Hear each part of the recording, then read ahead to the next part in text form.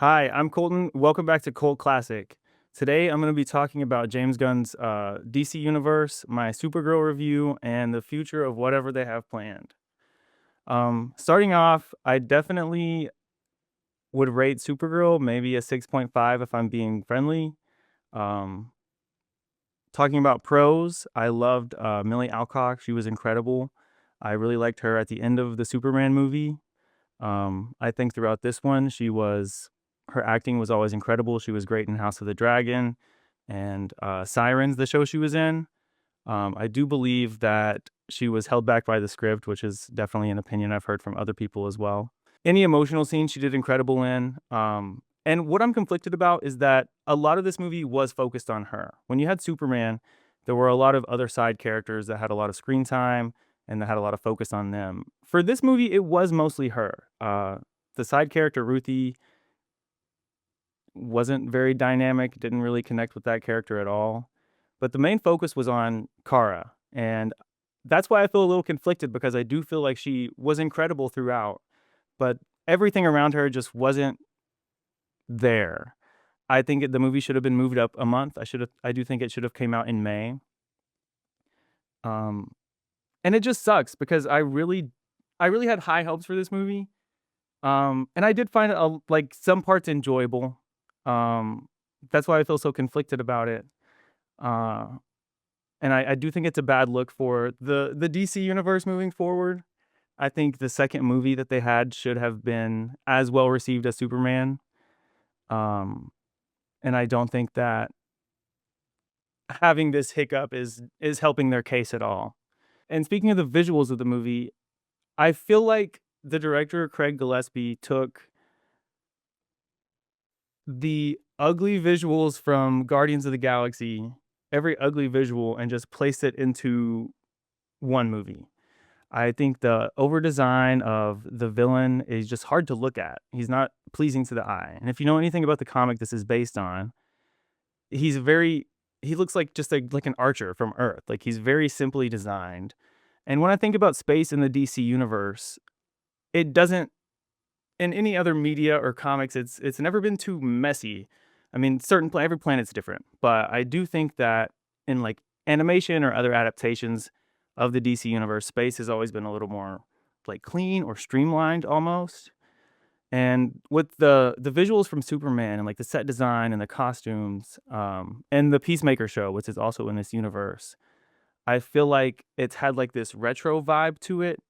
And I think if nothing else, the movie could have been very visually appealing, and it wasn't.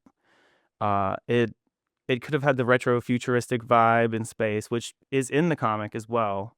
And the artwork in the Woman of Tomorrow comic that this movie is based on is incredible. It's very unique. It's not super common to see something like this in a comic book or a graphic novel. I think a better representation of the visuals that the comic had were in Project Hail Mary. That movie like mogged Supergirl.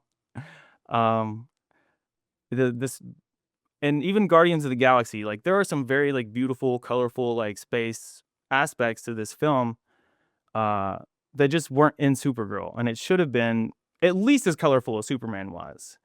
And I guess what I'm a little frustrated with is that James Gunn has said that unlike Marvel, he wasn't going to just greenlight a movie or a TV show based on a certain character because they are popular or they want to have him. I do think that they should focus on certain characters, which they haven't really said much about Batman. They haven't said much about Wonder Woman or like a Justice League. And if you want to set up a DC universe the way that Marvel has their universe, you have to have a Justice League. And if you have a Justice League, you have to have a Wonder Woman and a Batman. And I'm just a little frustrated that they haven't said much or moved forward or pressed on those as much as they have. And maybe there is a little merit to greenlighting something before a script is completely done, at least to a point. Yeah, I think visually it wasn't there. If anything else, if nothing else, it could have been a beautiful film, and it wasn't. You have the opportunity to make a movie that at least looks good. And my other thing with James Gunn is that while I do think that Supergirl is a character who can have a movie, and when you get into the conversation of so many female-led superhero movies like not doing so well. I don't think it's as fair. I don't think, for one, there's just not as many. Um, and I think Wonder Woman was a huge success for the first Wonder Woman was a huge success for DC. Um, I do think that they can succeed. I think people love these characters in movies. I think people were so excited to see Supergirl moving forward after the Superman cameo. Um, but it's almost like not as much work goes into making sure that they're good movies. Um, I think Craig Gillespie's other work, like I, Tonya and Cruella, were pretty well received. I, Tonya was incredible, at least to me. So I don't think it has anything to do with whether or not he can make a movie with a female lead. I don't necessarily think the takes that nobody wants to see like a female lead superhero movie is accurate. I just think it was kind of doomed from the start with its release date, and I just don't think there was a lot of oversight in this movie. I think a lot of people are a little disappointed in James Gunn with how this turned out. I did see that the DC Studios like co-CEO Peter Safran had already made comments about how the movie wasn't as much of a success as they wanted. So hopefully they just learn from this in the future, because before James Gunn took over, DC the DC universe was always a mess. They never had there was never like a DC Studios. It was always Warner Brothers, and it was always being bought and sold. So the CEO or whoever was in charge of that division was constantly changing. And they didn't care about, you could tell that they just didn't care about like the lore or like adapting these things correctly. And they had no vision. And I do think that James Gunn does have a vision. And I would hate to see this universe end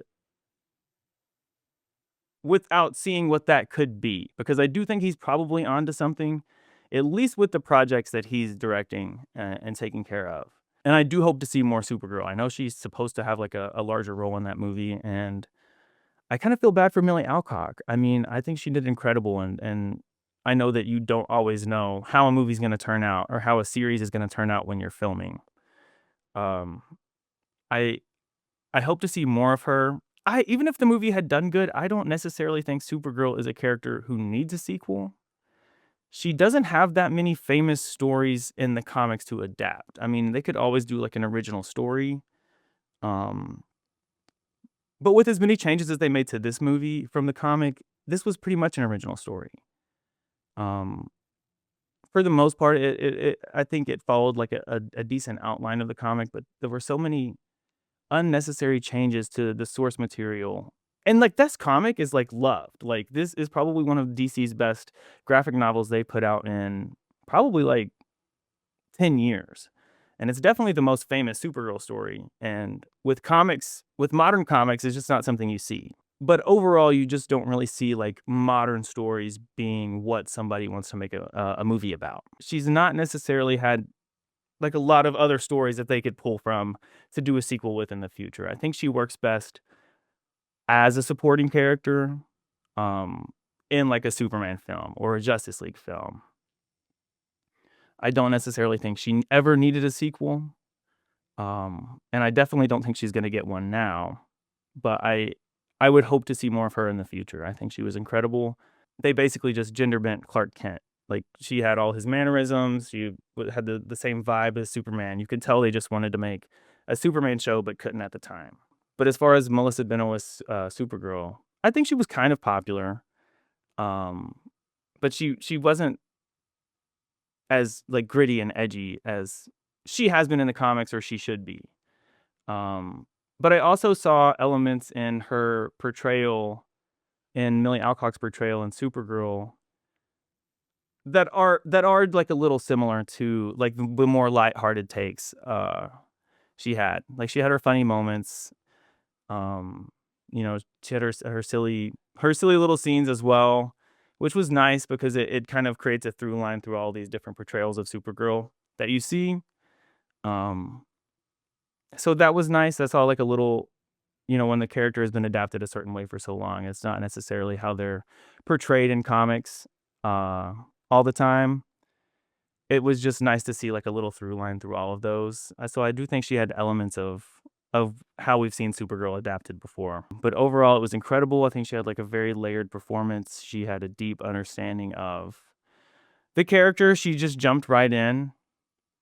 And I just hate to see it because everything else around her was just not there. And I hope in the future James Gunn learns from this. Maybe they're a little more picky as far as like visuals go. I did hear that he was very protective of Clark Kent's lines in the movie. And anytime Superman was on screen, everyone in the audience was happy. I could tell. And I did have a pretty reactive audience when I saw the movie, which surprised me from what I had heard other people say.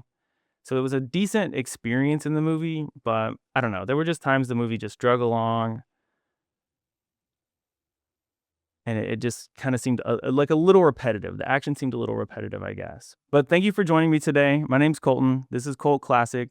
If you're listening on Spotify, please follow my podcast. If you're listening on YouTube or watching, subscribe. Please like if you can. Follow me on Instagram. Follow me on TikTok. I make content about media, movies, TV, books, entertainment that I'm partaking in. So thank you for joining.